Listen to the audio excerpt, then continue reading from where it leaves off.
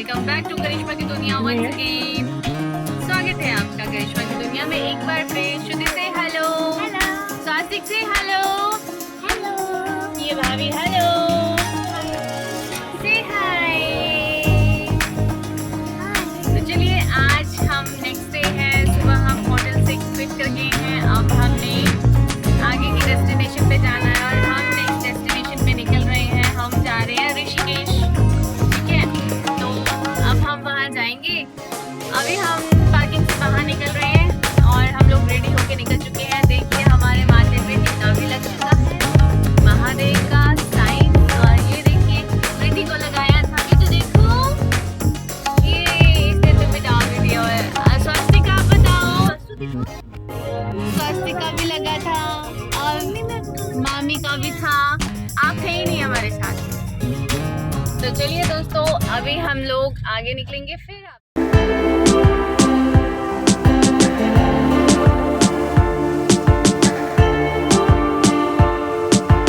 तो भाई सुबह के 10 बज चुके हैं और सबको लगी है भूख, तो हम लोग रुक गए इस ढाबे में खाना खाने के लिए।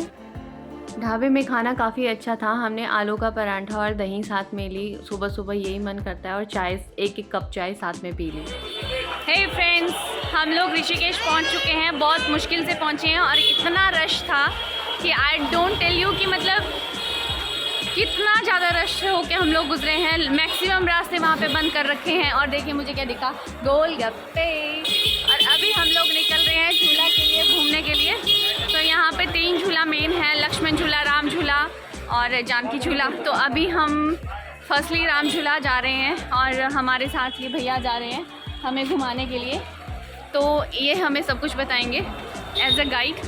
तो अभी धूप बहुत है, इतना तीखा धूप है, आप लोग देख ही सकते हैं कितनी धूप है।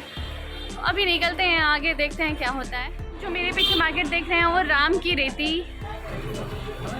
ऋषि की रेती। आपका यहाँ से स्टार्ट होता है।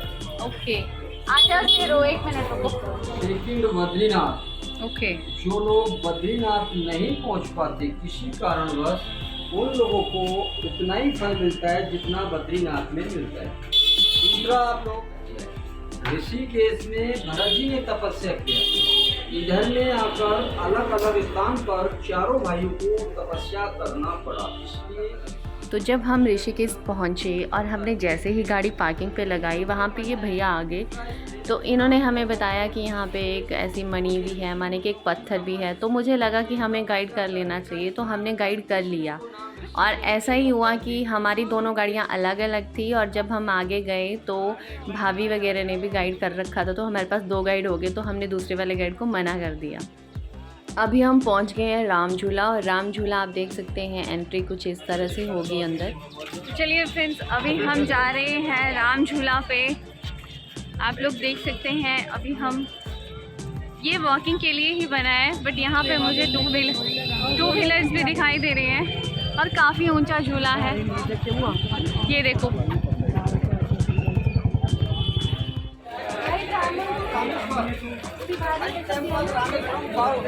भगवान राम ने स्थापित किया।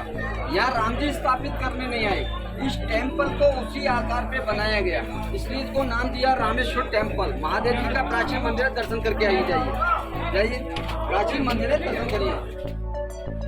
और आपको पता है गाइज, आज के दिन ना बहुत ज़्यादा धूप थी और इस वजह से बच्चे भी मना कर रहे थे घूमने के लिए।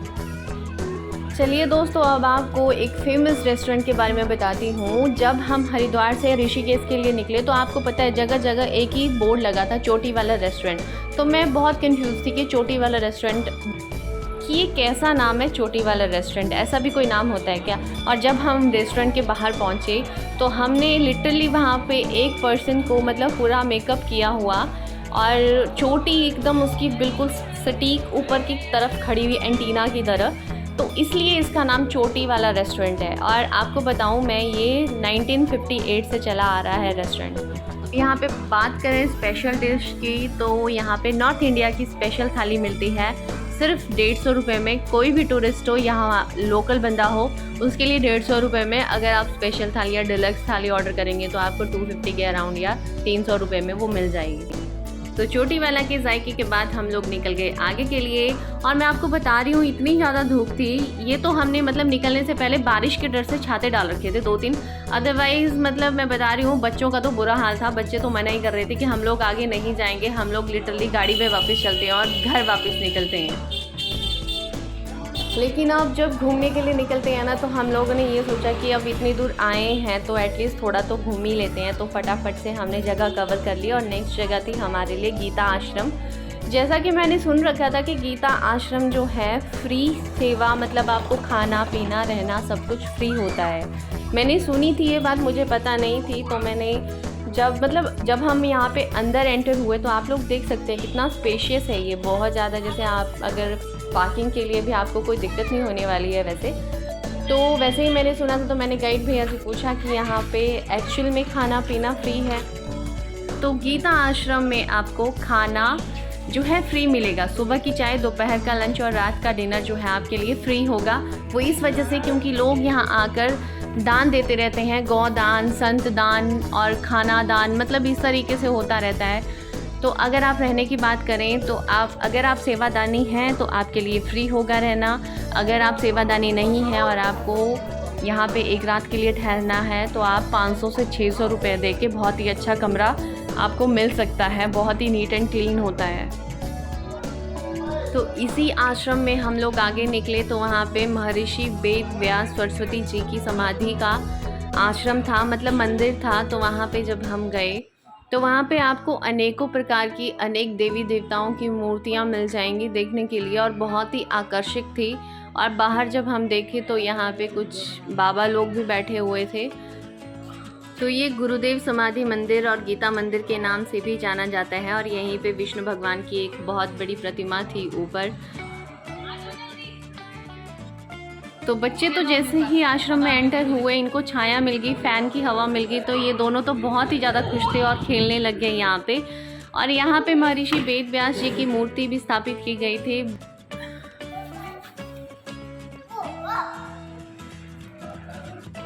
यहाँ से शुरू होती है मैया रानी के दर्शन। देखिए आप लोग, श्री गीता आश्रम माँ गंगा की मूर्ति स्थापना श्रीमती बालेश्वर देवी धर्मपत्नी लाला रामकिशन दास चावल वाले ने शक्ति नगर दिल्ली द्वारा कराई गई 28 जून 2004।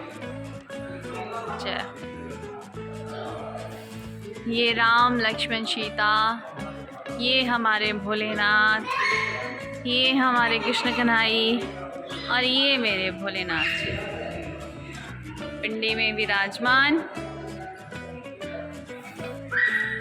और ये राधा कृष्ण, ये विष्णु भगवान, माता लक्ष्मी, और ये हमारे गणपति जी, ये माता सरस्वती देवी, दुर्गा भगवती, ये माता काली। ये एक नई चीज़ देखिए यहाँ पे, ये पूरे एक पेज पे पूरी एक गीता का सार है। जितना भी गीता भगवत गीता है उसका पूरा सार है, और इतना छोटा ये लिखा हुआ है, इसको आप बड़ी मुश्किल से पढ़ पाएंगे।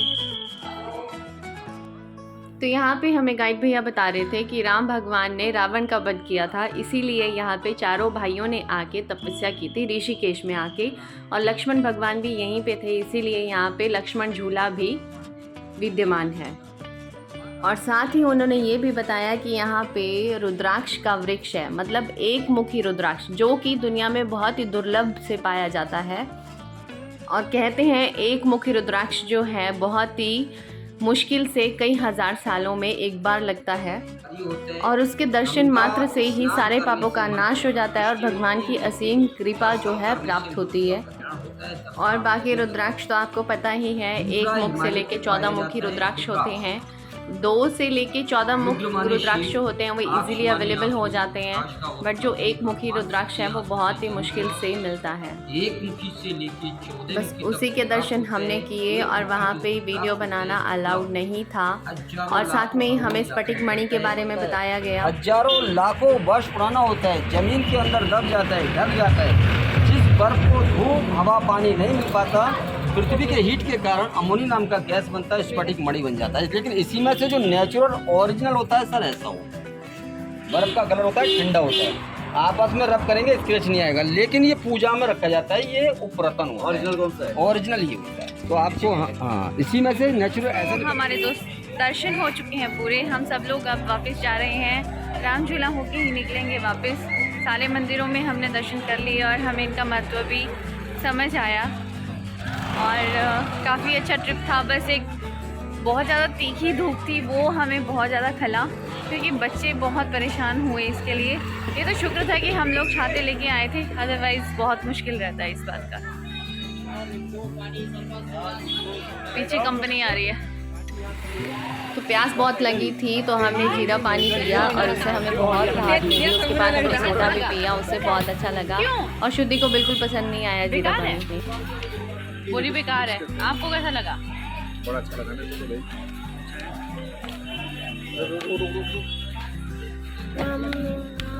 अच्छा मामू जो प्याना है अब देखिए हम लोग राम झूला के सामने हैं बिल्कुल, और धूप वैसी ही तीखी है। 3 बजे का टाइम है और ये आप लोग ओवरव्यू कर सकते हैं। राम झूला देखिए कितना लंबा है, बहुत लंबा है।